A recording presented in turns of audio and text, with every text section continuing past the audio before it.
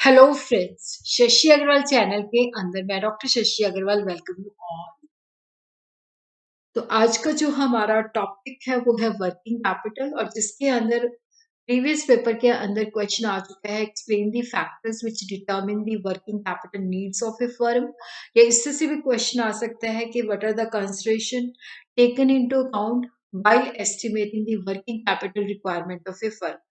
So factors which influence the working capital requirement, that is very important topic. Determinants of working capital भी हम इसको कह सकते हैं।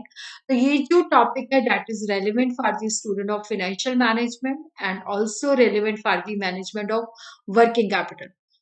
तो यहाँ पे हम लोग कर रहे हैं quick revision of financial management which is based on previous year papers. अगर आपको मेरा ये एफर्ट सही लगता है तो डू लाइक माय वीडियो, इसको शेयर कीजिए, कमेंट कीजिए और मेरे चैनल शशि अग्रवाल को सब्सक्राइब कीजिए। तो this is my app Edusum app, जिसको आप गूगल प्ले स्टोर से डाउनलोड कर सकते हो। ये जो ऐप है commerce, economics and management students को काफी सारा फ्री स्टडी मटेरियल और काफी सारे मॉक टेस्ट प्रोवाइड करती है। उसी तरह काफी सारे स्ट्रक्चर कोर्सेज भी अवेलेबल हैं। तो financial management and working capital का स्ट्रक्चर कोर्स भी यहाँ पे अवेलेबल है। तो सबसे पहले हम देखते हैं कि जो बिजनेस जब हम सेट करते हैं तो वहां पे हमें दो तरह के फंड जो है चाहिए होते हैं। एक तो फिक्स एसेट के अंदर इन्वेस्ट करना होता है ताकि हम बिजनेस को सेट कर सकें, ताकि हमारी प्रोडक्शन फैसिलिटी रेट हो सके। सेकेंडली होता है डे टू डे रन करने के लिए हमें वर्किंग कैपिटल चाहिए होती है। लॉन्ग टर्म फंड जो है इस वजह से चाहिए होते हैं क्योंकि फिक्स एसेट परचेज करने होते हैं ताकि हम अपनी एक प्रोडक्शन फैसिलिटी को क्रिएट कर सकें। शॉर्ट टर्म फंड्स इसलिए चाहिए होते हैं ताकि हमने जैसे रॉ मटेरियल परचेज करना है, मशीनरी को रिपेयर करवानी है, मशीनरी में ऑयल डालना है, स्टॉक को लेके रखना है, वेजेस पे करनी है, लोडिंग अनलोडिंग एक्सपेंसेस, जो डे टू डे खर्चे होते हैं उसको हमने देना है। तो वर्किंग कैपिटल जो हमारी डे टू डे बिजनेस के अंदर खर्चे होते हैं उस रिक्वायरमेंट के लिए रखी जाती है। Working capital refer to that part of the firm's capital which is required for financing short-term or current assets such as cash, stock, debtors, marketable securities, etc. देखो वर्किंग कैपिटल जो है फर्म की total capital का वो हिस्सा होती है जिससे हम जो शॉर्ट टर्म रिक्वायरमेंट होती है उसको फिनांस करते हैं, या करंट एसेट जैसे हमने बिजनेस के अंदर डे टू डे रनिंग के लिए हमें कैश चाहिए होता है, स्टॉक रखना होता है, इवन हमें क्रेडिट पे सेल करना पड़ता है तो डेटर के अंदर इन्वेस्ट करनी पड़ती है, मार्केटेबल सिक्योरिटीज एक्सेट्रा। तो इसको सर्कुलेटिंग कैपिटल भी कहा जाता है। देखो सर्कुलेटिंग कैपिटल का मतलब होता है कि जब रूटीन के अंदर ये एक फॉर्म से दूसरे फॉर्म के अंदर जो है कन्वर्ट हो जाती है। जैसे कैश है तो कैश से हम स्टॉक ले लेंगे, स्टॉक है तो उसको सेल कर दिया तो वो रिसीवेबल में कन्वर्ट हो जाएंगे, तो रिसीवेबल से हमें अल्टीमेटली कैश मिल जाएगा। इसी वजह से इसको सर्कुलेटिंग कैपिटल भी कहा जाता है क्योंकि ये एक फॉर्म से दूसरे फॉर्म में कन्वर्ट हो जाता है। यहाँ पे हम देखते हैं ग्रेस्टनबर्ग ने डिफाइन किया है कि circulating capital means current asset of the company that are changed in the ordinary course of business one form to another, जैसे कि कैश से स्टॉक और स्टॉक से रिसीवेबल और रिसीवेबल से cash. Working capital is the amount of funds necessary to cover the cost of operating the organisation. देखो working capital जो होती है शॉर्ट टर्म फंड्स की रिक्वायरमेंट को पूरा करती है, जैसे डे टू डे हमने मशीनरी में ऑयल डालना है, रॉ मटेरियल परचेज करना है, तो जो हमारे डे टू डे एक्सपेंसेस होते हैं उसको नीड को पूरा करती है।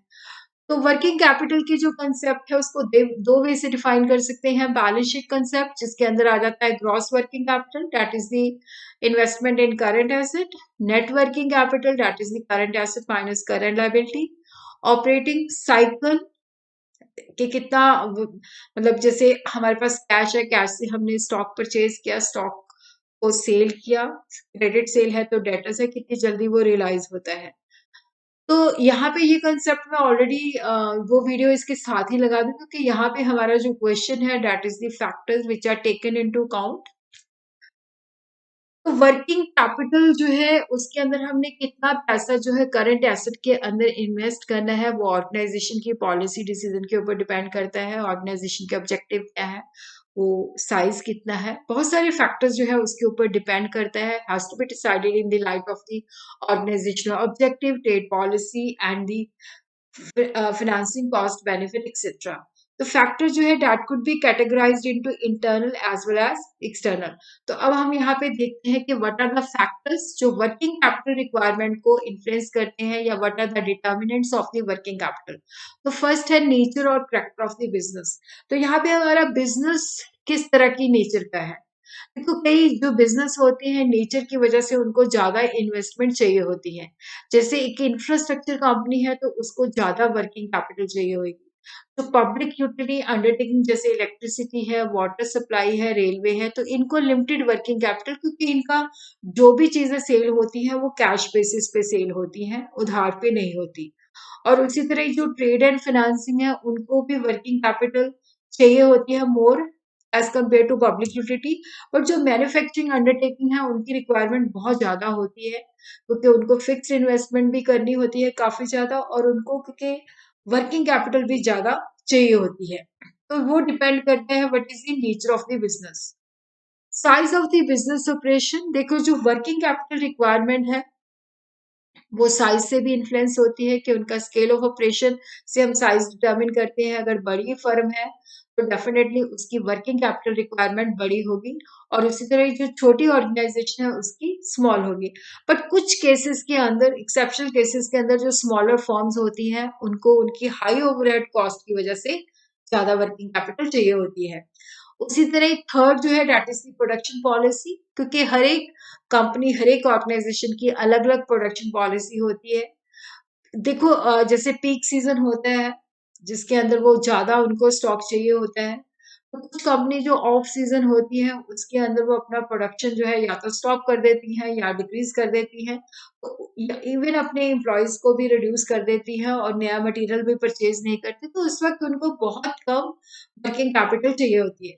बट कुछ ऐसी फर्म्स होती है जो सारा साल अपना मतलब ऑफ सीजन पीक सीजन नहीं देखती, वो अपना कंटिन्यूशन बेसिस पे मैन्युफैक्चरिंग करती रहती है, तो उनको वर्किंग कैपिटल ज्यादा चाहिए होती है। टाइप्स ऑफ प्रोडक्ट्स के ऊपर भी बहुत कुछ डिपेंड करता है। अगर देखो जो फर्म है अगर वो ड्यूरेबल के अंदर डील करती है, जिसका बेनिफिट जो होता है ड्यूरेबल, जैसे कि फर्नीचर है, फ्रिज है, ऐसी चीजें जो है ड्यूरेबल होती हैं, और इन मतलब अगर ऑर्गेनाइजेशन इन चीजों के अंदर डील करती है तो उसको ज्यादा वर्किंग कैपिटल चाहिए होगी, क्योंकि ज्यादा स्टॉक रखना पड़ेगा as compare to the firm जो पेरिशेबल गुड्स के अंदर डील करती है। उसी तरह प्रोडक्शन साइकिल जो होता है कि कितनी जल्दी जो है हम, जैसे हमने in the production cycle comprises of purchase and use of raw material in the production of finish goods. तो वो डिपेंड करता है कि जैसे हमने रॉ मटेरियल परचेज किया उसको कितनी जल्दी हमने फिनिश गुड के अंदर कन्वर्ट किया। तो जितना भी प्रोडक्शन साइकिल बड़ा होगा उतनी वर्किंग कैपिटल रिक्वायरमेंट ज्यादा होगी। जैसे पिज्जा बर्गर है तो ये कुछ मिनट्स के अंदर ही रेडी हो जाते हैं, बट अगर हम कार वॉचेस की बात करें तो इनको बहुत सारे डेज या मंथ लग जाते हैं। तो इसके अंदर क्या होता है कि मतलब ज्यादा वर्किंग कैपिटल जो है चाहिए होती है। तो उसी तरह कंस्ट्रक्शन जो है दैट में टेक मोर देन 1 ईयर, तो जिसकी वजह से कंस्ट्रक्शन बिजनेस के अंदर भी ज्यादा वर्किंग कैपिटल चाहिए होती है। सीजनल वेरिएशन जो होती है देखो वो भी डिपेंड करती है कि जो रॉ मटेरियल हम यूज करते हैं वो सीजन के अंदर अवेलेबल होता है या पूरा साल अवेलेबल होता है। तो कुछ इंडस्ट्रीज के अंदर तो रॉ मटेरियल जो होता है पूरा साल अवेलेबल नहीं होता, तो उनको सीजन के अंदर जो है रॉ मटेरियल खरीदना पड़ता है ताकि उनका प्रोडक्शन पूरा साल स्मूथली चले। तो उस पर्टिकुलर सीजन के अंदर जो है उनको वर्किंग कैपिटल ज्यादा चाहिए होगी। A huge amount is blocked which give rise to more working capital. During the peak season, firm more require larger working capital than in slack season. तो स्लैक सीजन होता है, ऑफ सीजन होता है, उसके अंदर इतनी वर्किंग कैपिटल नहीं चाहिए होती, पीक सीजन के अंदर ज्यादा होती है। उसी तरह वर्किंग कैपिटल साइकिल के ऊपर भी बहुत डिपेंड होता है। जैसे कैश से हमने रॉ मटेरियल लिया, रॉ मटेरियल को सेमी फिनिश, फिनिश गुड, फिर डेटर से कैश। अगर ये वर्किंग कैपिटल साइकिल जो है, the speed with which the working capital completes on cycle determine the requirement. अगर तो देखो ये साइकिल जल्दी कंप्लीट हो जाता है तो हमें कम वर्किंग कैपिटल, अगर लॉन्गर का पीरियड है, जितना ये पीरियड लंबा होगा उतनी वर्किंग कैपिटल रिक्वायरमेंट ज्यादा होती है। उसी तरह रेट ऑफ स्टॉक टर्नओवर का मतलब होता है कि जो हमारा स्टॉक अगर सेल में जल्दी कन्वर्ट हो जाता है, अगर रेट फास्ट है तो उससे हमें कम वर्किंग कैपिटल चाहिए होगी। और अगर स्टॉक टर्नओवर का रेट हमारा स्लो है, लो है, तो उस वक्त हमें ज्यादा जो है वर्किंग कैपिटल चाहिए होगा। उसका अर्थ होता है कि स्टॉक हमारा जल्दी से सेल में कन्वर्ट नहीं होता। High degree of inverse relationship between the quantum of working capital and velocity और speed with which sales are affected. तो इनवर्स रिलेशन होता है, अगर स्पीड फास्ट है तो हमें कम चाहिए, अगर स्पीड स्लो है तो हमें ज्यादा चाहिए होता है। क्रेडिट पॉलिसी, तो उसी तरह ही हम देखते हैं कि फर्म की क्रेडिट पॉलिसी क्या है। अगर तो फर्म जैसे रॉ मटेरियल कई चीजें परचेज करती है, अगर उसको क्रेडिट लिबरल टर्म पे मिल जाता है तो उसको कम वर्किंग कैपिटल चाहिए होती है। बट अगर जो फर्म है, अगर उसको अपने डेटर्स को जो है उनको डेटर जो होते हैं वो ज्यादा क्रेडिट डेज मांगते हैं और जो क्रेडिटर है वो कम देते हैं, तो वहां पे उनको वर्किंग कैपिटल ज्यादा चाहिए होगी। A concern required purchasing his requirement on credit and sells on cash require less amount of working capital. But जिसकी कैश पे उसको परचेज करना पड़ता है और क्रेडिट पे सेल करना पड़ता है, तो वहां पे उसकी वर्किंग कैपिटल रिक्वायरमेंट ज्यादा होती है। उसी तरह बिजनेस साइकिल होता है कि इस तरह से बिजनेस साइकिल होता है, देखो ये है। तो अगर बूम का पीरियड है तो वहां पे हमें large amount of working capital चाहिए होती है, और डिप्रेशन के अंदर डिमांड नहीं होती तो वहां पे हमें less amount of working capital चाहिए होता है। और इसी तरह बिजनेस का ग्रोथ रेट जो है that also influence the working capital requirement, क्योंकि वर्किंग कैपिटल की रिक्वायरमेंट जैसे जैसे हमारा बिजनेस बढ़ता है, बिजनेस एक्टिविटीज की ग्रोथ होती है, एक्सपेंशन होती है, तो वर्किंग कैपिटल भी हमें ज्यादा चाहिए होती है। बट कई बार डिफिकल्ट हो जाता है growth in the volume and growth in working capital, क्योंकि अगर नॉर्मल रेट ऑफ एक्सपेंशन है तो वॉल्यूम ऑफ बिजनेस अगर ज्यादा होता है तो उसका मतलब होता है कि ज्यादा प्रॉफिट हुआ है, ज्यादा प्रॉफिट अगर हमने रिटेन किया है तो वो हमारी वर्किंग कैपिटल नीड्स को पूरा कर देते हैं, तो हमें कम वर्किंग कैपिटल चाहिए होता है। बट अगर फास्ट ग्रोइंग कंसर्न है तो वहां पे हमें ज्यादा वर्किंग कैपिटल चाहिए होता है। उसी तरह अगर हमारी जो फर्म है रिसोर्सेज को प्रॉपर यूटिलाइज करती है लो कॉस्ट, तो हमें वर्किंग कैपिटल कम चाहिए होती है। डिविडेंड पॉलिसी के ऊपर भी डिपेंड करता है, क्योंकि अगर तो वर्किंग कैपिटल हम रिटेन अर्निंग से सेटिस्फाई करते हैं, तो अगर फर्म ज्यादा प्रॉफिट अपने पास रखती है, कम डिस्ट्रीब्यूट करती है, तो वर्किंग कैपिटल हमें की अमाउंट हमें मतलब वहीं से पूरा हो जाता है। और अगर फर्म जो है डिविडेंड ज्यादा देती है, कम रिटेन करती है, तो हमें ज्यादा वर्किंग कैपिटल रिक्वायरमेंट होती है।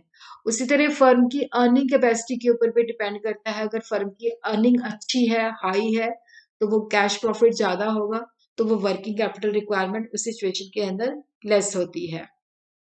इसी तरह प्राइस लेवल चेंजेस भी हमारी वर्किंग कैपिटल रिक्वायरमेंट को इफेक्ट करते हैं। Changes in the price level working capital requirement को इन्फ्लुएंस करती है, क्योंकि अगर प्राइसेस राइज कर रही है तो इसका मतलब है कि हर चीज जो है पहले से एक्सपेंसिव हो रही है, तो हमें ज्यादा अमाउंट ऑफ वर्किंग कैपिटल चाहिए होगा। तो इफेक्ट ऑफ राइजिंग प्राइसेस जो है that may be different for different organisation. बहुत सारे अदर फैक्टर्स है, इम्पोर्ट पॉलिसी क्या है, ऑपरेटिंग एफिशिएंसी क्या है, ऑर्गेनाइजेशन की मैनेजमेंट एबिलिटी क्या है, बैंकिंग फैसिलिटीज क्या है, इंपॉर्टेंस ऑफ लेबर क्या है, एसेट स्ट्रक्चर है। तो ये सारी चीजें भी हमारी वर्किंग कैपिटल रिक्वायरमेंट को इन्फ्लुएंस करती हैं।